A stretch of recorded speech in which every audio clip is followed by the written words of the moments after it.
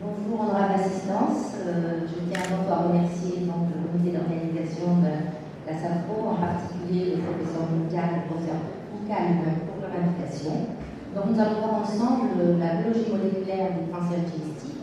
Quel est l'apport donc du pathologiste, le rôle du pathologiste?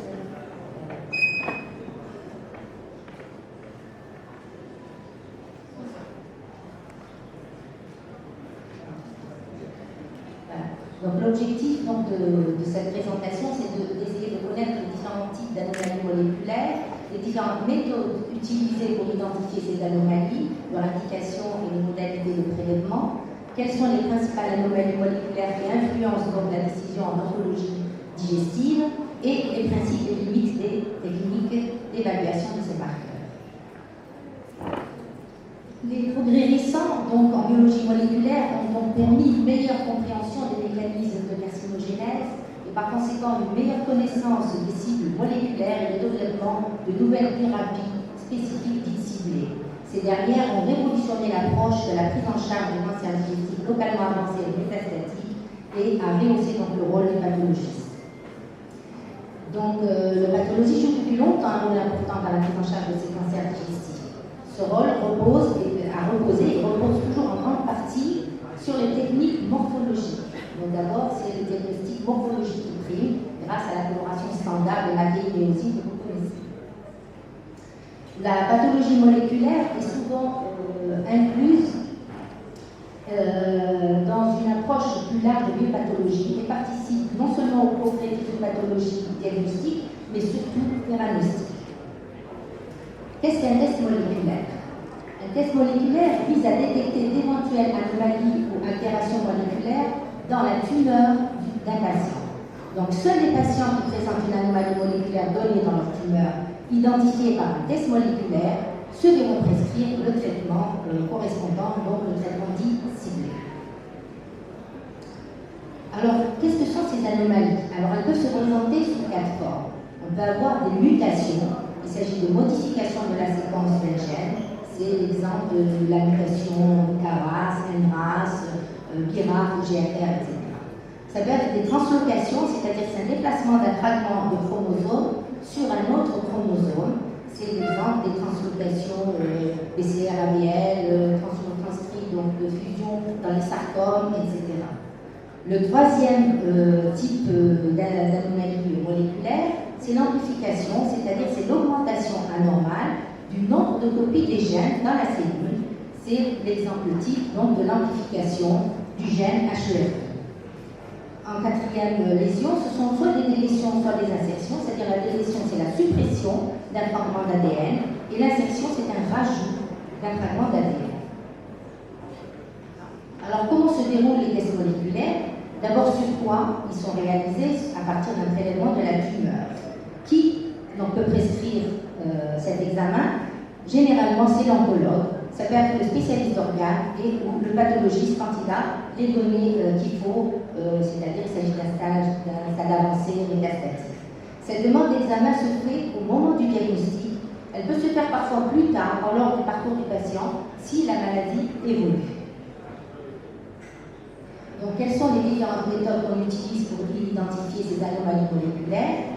En pathologie, donc, il y a 3 méthodes. La première, c'est l'immunohistochimie, donc il va détecter une quantité importante de protéines, c'est ce qu'on appelle une surexpression de protéines. La deuxième technique, c'est les hybridations in situ, qui permet de voir si un gène présente des anomalies, telles qu'une amplification ou une translocation. Et en troisième position, c'est le séquençage de l'ADN qui se fait soit par PCR, soit par NGS, et qui permet d'identifier donc aussi bien les mutations, les amplifications et les translocations. Toutefois, la fiabilité de ces résultats, quelle que soit la technique, va dépendre de la qualité de l'échantillon, de la quantité de cellules tumorales, c'est-à-dire d'ADN tumoral, et de l'état préanalytique, c'est-à-dire la qualité de la fixation, la durée de la fixation. Et généralement, le délai moyen pour obtenir ces résultats moléculaires varie en fonction des techniques utilisées, mais ça ne doit pas dépasser les 10 jours ouvrables. Donc, quelles sont les principales anomalies moléculaires qui influencent la décision en oncologie digestive? Donc, selon les guidelines de NCCN, donc les dernières de cancer de l'estomac, ce qui est recommandé, c'est de rechercher l'instabilité microsatellite, la surexpression d'HER2, de NTRK, de la fusion de RET, de la mutation de GFR, de l'amplification de MET et de la mutation BRAF. Pour les cancers colorectaux, c'est aussi l'instabilité microsatellite, les mutations KRAS, NRAS, BRAF, HER2 et la fusion de NTRK. Pour l'adénocarcinome de l'intestin grêle, c'est essentiellement l'instabilité microsatellite qui doit être recherchée dès le diagnostic. Pour les tumeurs stromales, donc gastro-intestinales, c'est le C-KIT, je vais déjà pas pour le diagnostic. Le C-KIT, dans plus de 80%, il y a une mutation donc, qui est située au niveau de l'exon 11. Et si ces deux sont négatifs, il faut rechercher donc la perte de l'expression de chimie du succinate déshydrogénase B. Sinon, les rechercher en NGS, tels que le BRAF, le NTRK et le fibroblastique growth factor. Donc, qu'en est-il donc des cancers œsogastriques?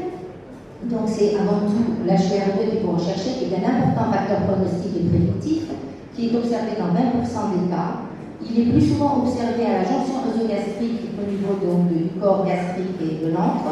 Il est évalué par immunohistochimie et si c'est un score 2 par hybridation in situ. Le type de marquage, comme vous le voyez ici, il est membranaire et peut être complet, latéral ou basolatéral. Il faut rappeler que pour la HER2 au niveau du digestif, il y a une hétérogénéité qui est estimée à 30%, qui est nettement supérieure à celle qui est habituellement observée dans le cancer du sein. C'est pour cela que pour les biopsies, on recommande d'avoir au moins 8 biopsies. Et pour pouvoir faire le diagnostic d'une expression, il faut avoir 5 cellules positives pour un score positif.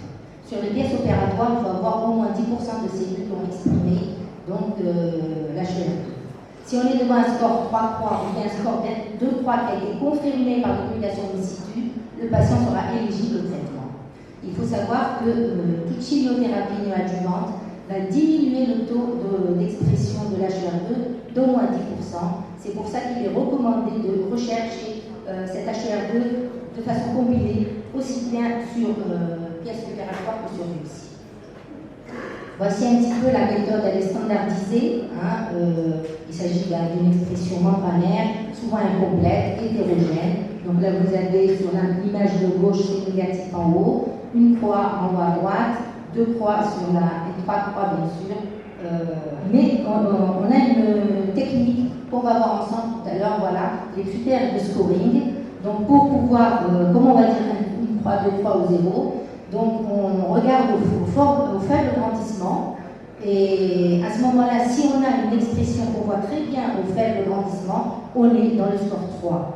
Et si on est obligé d'aller au fort grandissement et on ne retrouve pas de marquage ou bien un marquage très faible, à peine visible, on est dans le score 1. Maintenant, pour le score 2, si on est à un grandissement au microscope moyen et on voit à peine donc, quelques cellules cohésives sur biopsie, ou bien 10%, à ce moment-là, on est obligé de passer à la technique d'hybridation in situ. Donc voilà un petit peu, ça vous résume cet algorithme. Si on est à 0 et 1 croix, on n'a pas de traitement. À 3 croix, c'est éligible pour un traitement. Et à 2 croix, on doit confirmer par l'hybridation in situ. Si c'est positif, c'est éligible pour traitement. Donc voici un petit peu pour vous montrer l'hétérogénéité de l'HER2 sur une même tumeur. Quand il s'agit généralement l'expression, elle est souvent observée quand la tumeur est bien différenciée. Elle est négative souvent quand la tumeur est peu différenciée. Donc vous avez ici sur cette image une zone qui est bien différenciée de cancer gastrique, donc qui exprime à 3 croix. Alors que les zones de cellules qui sont un petit peu isolées n'expriment pas, dans le score est 0. C'est pour ça qu'on recommande de refaire la lecture de la HER2 et la technique HER2 sur la pièce opératoire, si c'est négatif, sur biopsie. Alors, quelles sont les techniques qui sont recommandées? Tous les anticorps en immunohistochimie sont validés. On peut utiliser ce qu'on veut comme anticorps, ce qu'on veut comme automate, donc ils sont tous validés. Il semblerait que celui du Ventana soit plus clair, plus intense, facile à apprécier, mais sinon, il n'y a pas de recommandation pour l'anticorps utilisé.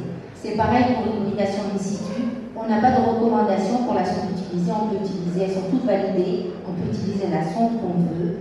Donc, quelle que soit la technique aussi, que ce soit la fluorescéie ou bien non fluorescente, les résultats semblent identiques. Il faut juste identifier les zones infiltrantes les plus intenses en immunohistochimie pour les étudier en hybridation in situ. Quant aux autres techniques donc, de séquençage, par exemple, il n'y a pas de preuves suffisantes pour recommander ces tests. Quant au MSI, donc la stabilité microsatellite, il est recommandé de les rechercher dès le diagnostic, quel que soit le stade évolutif de la maladie. Donc dès qu'on a un adénocarcinome œsogastrique, il faut systématiquement rechercher l'instabilité microsatellite. Elle va permettre donc le choix du traitement périopératoire, notamment dans les cancers de l'estomac, dans les formes localisées. Donc si elles sont MSI plus sont de bons pronostics, elles ne vont pas bénéficier de chimiothérapie périopératoire ou adjuvante. Chez les patients métastatiques, c'est un facteur prédictif dans de réponse à l'immunothérapie. Il semblerait qu'il y ait plus de 80% de réponse. Ça permet aussi de rechercher et de diagnostiquer le syndrome de Lynch. Donc, quelles sont les techniques? Donc, c'est l'immunohistochimie et la biologie moléculaire sont très concordantes. Des études ont été réalisées parce que pendant longtemps, on nous exigeait de les faire en PCR. Mais maintenant, l'immunohistochimie est largement validée. Donc ici, vous avez, à condition bien sûr de rechercher les 4 anticorps, les 4 protéines, MLH1, MSH2, MSH6 et PMS2. Vous voyez ici, donc on a une expression nucléaire intense, donc on est devant un statut microsatellite stable. Il n'y a pas d'instabilité puisque le marquage est là, il est positif. Les cancers colorectaux.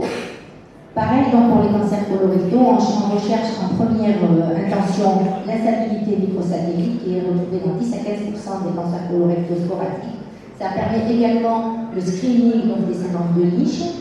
Il doit être suspecté chez les patients âgés de moins de 60 ans dans un contexte familial et devant un cancer colorectal qui a donc un stroma réaction assez important, donc un infiltrant inflammatoire dans le chorion très abondant. C'est un groupe particulier qui semble être de bons pronostics. Donc on doit le rechercher dès le diagnostic de cancer colorectal. Elle est recherchée donc, au stade 2 ou s'il y a une notion de cancer familial. Le MSI est comme pour le cancer de l'estomac déterminé par une histochimie en recherchant donc l'expression de ces 4 anticorps. Et on parlera de MSI high quand on a au moins 2 marquages qui sont négatifs. Et ça permettra donc la sélection des candidats à l'immunothérapie. Voici un petit peu un exemple de MSI high. Donc vous avez ici la perte de MLH1. Donc on voit que notre technique elle est validée parce que les lymphocytes ont exprimé. Par contre, les noyaux des cellules tumorales sont négatifs. Pour le MSH2, par contre, c'est exprimé, les noyaux sont positifs. Les MSH6, le noyau est exprimé. Par contre, on a une perte de PNS2, toujours avec le témoin intrinsèque qui valide notre technique. Donc, on est devant un statut microsatellite instable, high. Dès qu'on a, si on n'avait qu'un seul marqueur qui était négatif, on parle de statut MSI low. À partir de 2, ça devient high. Donc, selon les recommandations du Thésaurus national de cancérologie digestive concernant donc, le statut microsatellite, il doit être systématiquement déterminé par l'immunohistochimie PCR chez les patients atteints de cancer colorectal pour 3 raisons. C'est ce qu'on vient de dire, ça nous résume. Donc, c'est la recherche d'un syndrome de Lynch. C'est un stade localisé pour la décision thérapeutique de chimiothérapie adjuvante pour les stades 2 à haut risque et au stade métastatique qui est un marqueur non prédictif de réponse à l'immunothérapie. On passe donc maintenant aux marqueurs moléculaires qu'il faut détecter par PCR, donc la mutation RAS. La protéine RAS comporte 3 isoformes qui sont codées par 3 gènes, le KRAS, le NRAS et le HRAS. Ces mutations sont essentiellement retrouvées au niveau des codons 12 et 13 de l'exome 2. Ils sont retrouvés dans 50% donc, des cancers colorectaux et ça traduit l'absence d'efficacité aux anti-EGFR. La mutation du KRAS, par contre, elle est retrouvée dans 35 à 45% des cancers colorectaux métastatiques et la mutation NRAS et HRAS dans 1 à 3%. Pour la mettre en évidence, bien sûr, c'est le séquençage par PCR ou par NGS. Ce qu'il faut rappeler, c'est que toutes ces mutations qu'on va voir, elles sont mutuellement exclusives Et donc, il faut les faire par étapes. On commence par le RAS et puis on passe aux autres. Alors, la mutation BRAF, elle, par contre, elle est retrouvée dans 8% des cancers colorectaux. Il s'agit généralement de cancers colorectaux peu différenciés, souvent en composante glucineuse et au niveau du côlon droit. Et bien sûr, il faut la rechercher si on est devant un RAS sauvage. Le pronostic semble moins bon et nécessite donc une intensification du traitement médical.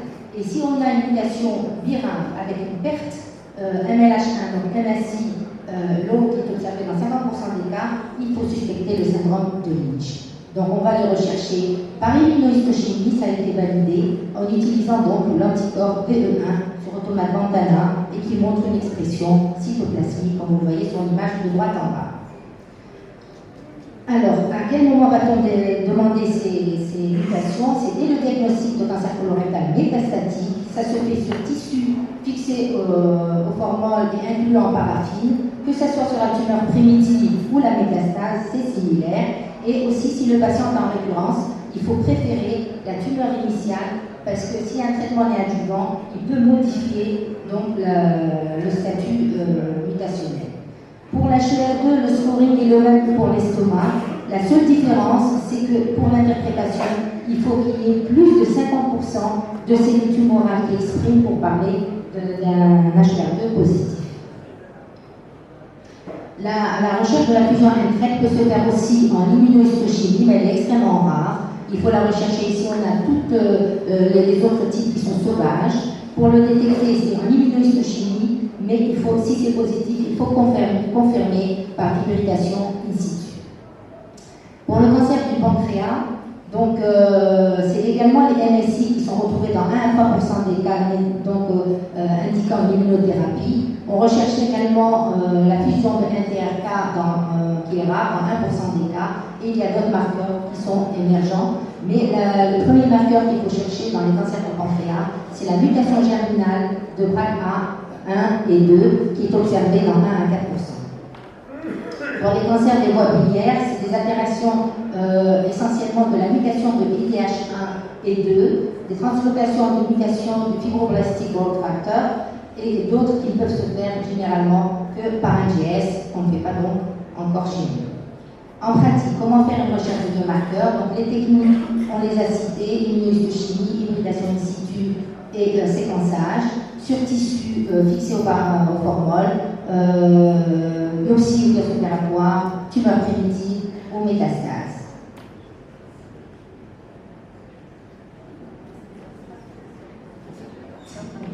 J'ai passé le temps. Donc, la quelques particularités donc, du marquage HER2, c'est juste pour vous montrer les différentes simulations in situ. Celle-là, c'est homogène, donc on a des spots rouges et noirs. Là aussi, le vert, et là-bas, en fluorescence, et qui nécessite un microscope particulier. Les règles d'interprétation, donc pour l'hybridation in situ, il faut au moins 20 noyaux, compter les zones les plus positives en immunohistochimie, donc faire le rapport HER2 et chromosome 17, et recompter 20 noyaux si le score est ambigu. Sinon, si le résultat est ambigu, il faut demander la lecture à une deuxième pathologie, c'est un avis, ou bien changer de son, ou bien refaire la technique sur un autre bloc de paraffine. Pour les techniques de recherche de statut microsatellite, donc l'étude qui a été faite montre une correspondance de plus de 96% entre la biologie moléculaire et l'immunohistochimie. C'est juste pour vous montrer donc, le problème de fixation. Donc l'impact de la fixation si le prélèvement n'est pas très bien fixé. Donc sur ces images, vous voyez pour les MSI, les noyaux sont bien exprimés, tout est net, c'est sur la biopsie. C'était du formol dilué à 10% pendant 24 heures. Regardez si on ne respecte pas la fixation et on ne sait même pas qu'est-ce qu'il y a eu comme fixateur, c'est peut-être de l'alcool. Pour le même prélèvement, c'est sur pièce opératoire. Et regardez l'expression, les témoins ne sont pas positifs et donc ça devient ininterprétable. Donc la fixation est importante. Donc le rôle de pathologie, c'est donc de veiller à ce qu'il y ait une bonne fixation, une technique soigneuse et contrôler la morphologie de la tumeur à analyser. L'étape analytique, c'est l'extraction de l'ADN, l'amplification et l'analyse moléculaire, l'interprétation des résultats et le rendu des résultats dans un délai optimal pour permettre la prise en charge thérapeutique. Donc comment va-t-on sélectionner le tissu. Donc on doit vérifier parce qu'on a souvent des blocs qu'on nous adresse et qui ne comportent pas de cellules tumorales. Donc on est obligé de vérifier. Normalement, le pathologiste, avant d'envoyer le bloc, il doit vérifier s'il a suffisamment de cellules tumorales pour nous l'adresser. Donc nous, on doit sélectionner la zone d'intérêt. Il faut avoir donc au moins 10 à 50% de tissu tumoral. Ça varie en fonction des techniques utilisées. Donc au moins 200 cellules si on veut avoir un résultat moléculaire fiable.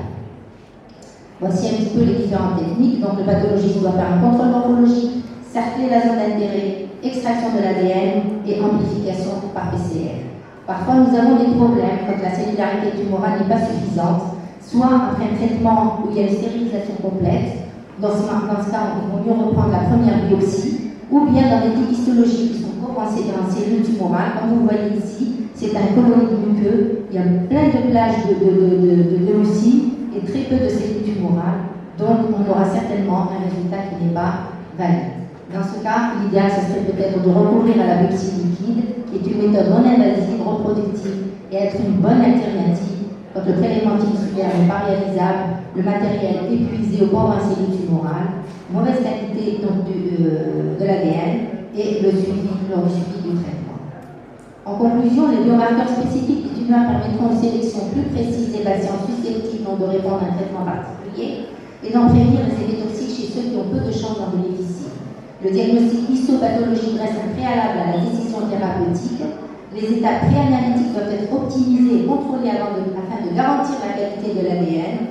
Et toute technique, quelle qu'elle soit, immunohistochimie, mutation in situ, PCR, NGS, doivent avoir un contrôle de qualité interne et externe.